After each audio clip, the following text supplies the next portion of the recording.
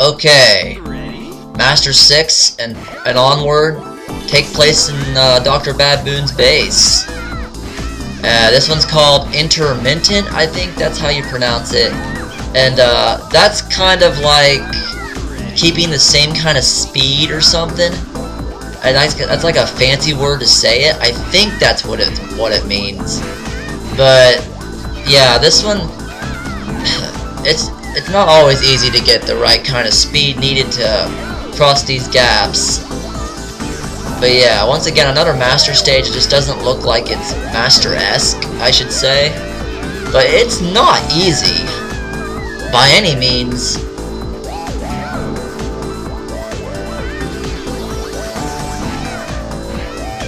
Just gotta like kinda keep the same speed going. Like, I don't know, can't tell you the exact way to cross these things. Probably why it is master, and I'm gonna try to grab all these bananas in one fell swoop. Got a life and lost it. Woohoo!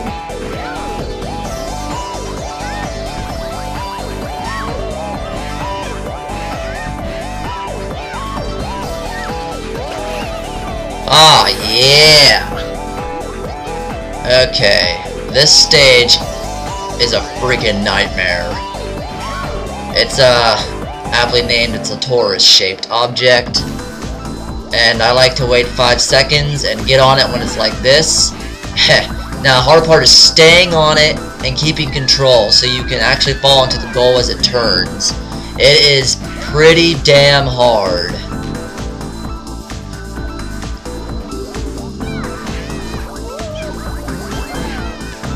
Try this shit again. Oh my goodness. That is awful. That's awful. That's awful. Yeah, I'm coming. You gotta wait, you gotta wait for it. Just no good. Oh god, some of these stages are just so hard. And rightfully so, they should be. Now, it wasn't quite as epic when I reached this master mode. I think I remember it was like during the day this time, and I was afraid I might have had to go somewhere or something. So I was fretting to beat these things, but I mean, I still it wasn't like crazy stress. I mean, I just played through them.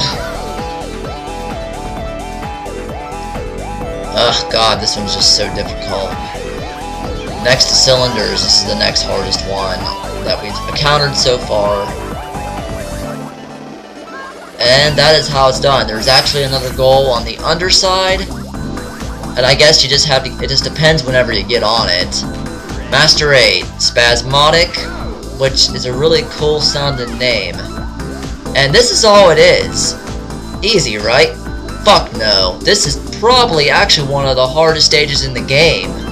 Staying in those little spots in between those rapidly flipping metal squares is just so difficult. Navigating from the first strip to the first lone square is actually pretty easy to stop, but then it's the second one that's really difficult. And if you just slightly nudge one of those flipping things, you're done.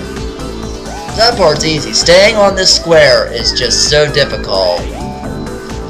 And once you have that, you pretty much can time it getting to the goal because there's no flippers after that one. But yeah, Spasmodic was one of the names I used in Mario Kart Wii before I used Flare. Yeah, so I really liked this name when I saw it. It's the first time I've ever heard of this name. Or this word. Is it a real word? I guess it has something to do with these spazzing flippers. Spasmodic also makes me think of the clan that my bro got into, the Rocketeers, when he played Serious Sam back in the day. And well, he wanted to create his own clan after a bit, and he called it Ooparts, OOPARTS. I think that's what he called it. And Ooparts is actually the name of a upcoming stage, which you'll see in Master Extra. And I bring up Ooparts in that clan because I used the name Spasmodic on there and I really liked it. It had like cool flashing rainbow text too. Too bad you couldn't do that on Mario Kart Wii without like homebrew and shit. I actually did have Revolution on there and I downloaded and played those custom tracks. And they were pretty cool. I'll admit, the first week having those things, that was a blast. After a while, I just realized how poorly made some of those things were, and they were so fucking wide. I mean, kudos to Mr. Bean or whoever for creating those. And, I mean, it's not easy to make shit like that, I understand.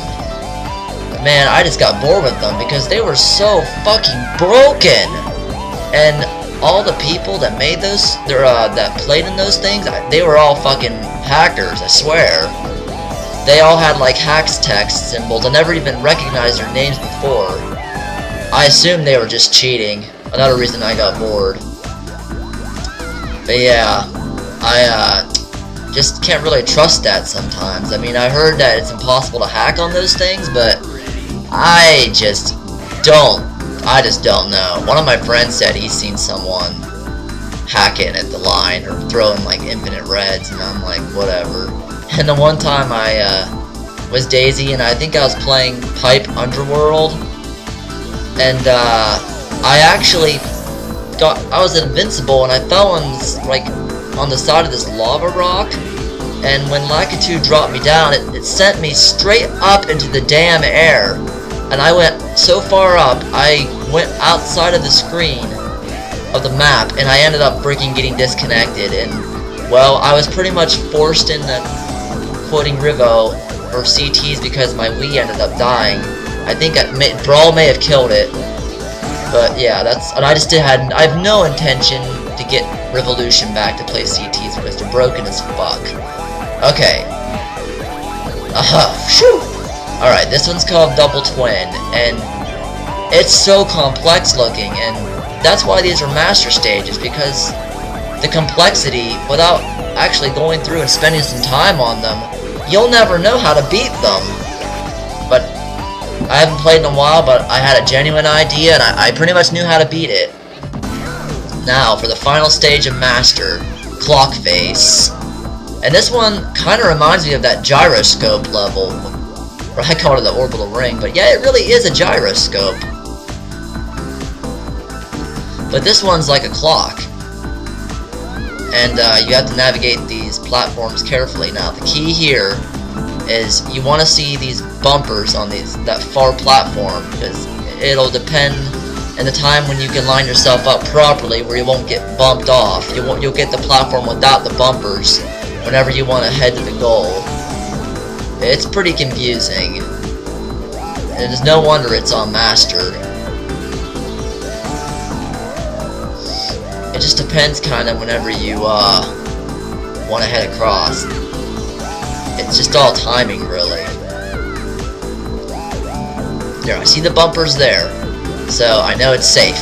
I won't get the platform with the bumpers for the final. And that is how you do it. And if you can beat you can just start Master Mode, and you can just play through those 10 without losing to continue, and even if you have 99 lives, and you can get the Master Extra. Despite the Master levels being difficult, it's not that hard to get the Master Extra, really. But yeah, here's the ending that you'll get only if you beat Master Mode. I believe so. And see, there's that magical spell with poo bullshit I was talking about on the very first part of this Let's Play. Yeah, it's a pretty special looking ending. This one's definitely good. Shows all the backgrounds and a nice little final message from II. You are Super Monkey Ball 2's best friend. How about that? And there they go. You'll also get that ending after beating Master Extra. Oh, and I had to point something out. I just have to. A lot of people probably know this that have seen that ending. They spelled happiness wrong.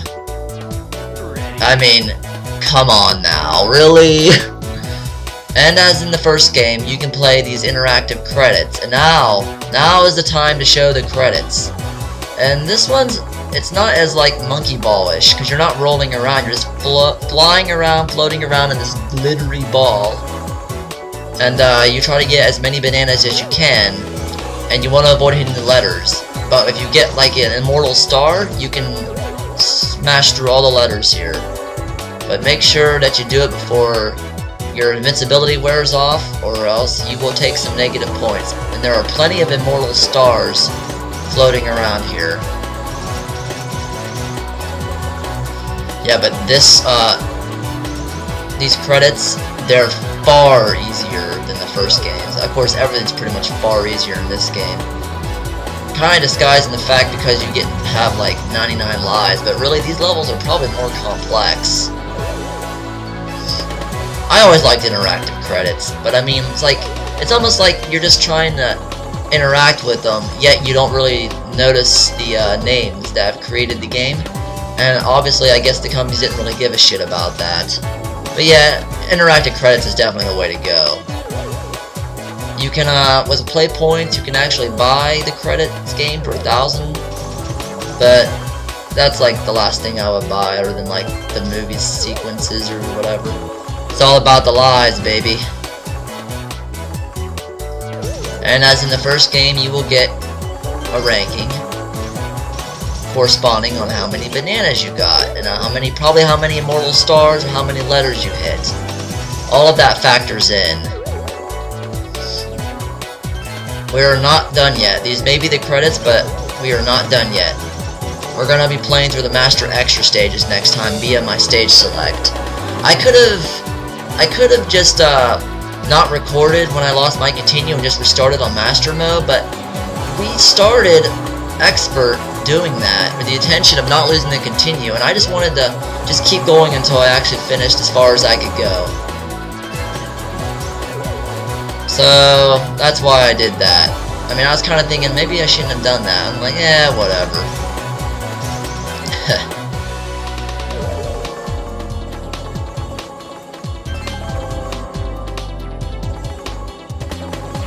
Aspect Company Ltd. So who does create the monkey voice? It's Kaoru Morita, Konami Yoshida, Yoshi. A lot of Japanese have Yoshi as the last name.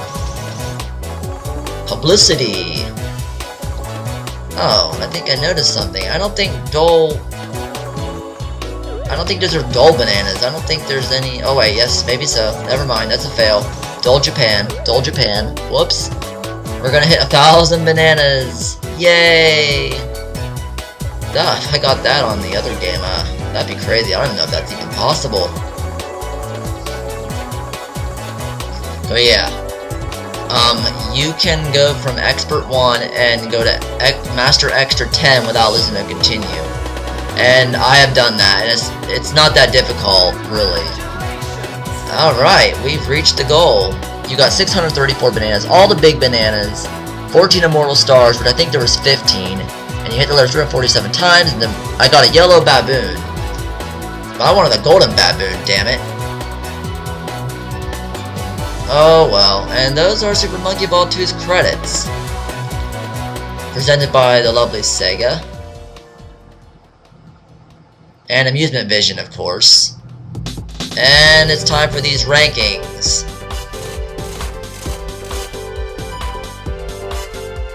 Yeah, first, and we reached Master 3. Alright, next time we are going to play the Master Extra stages. Get ready for some toughies. See you later, guys.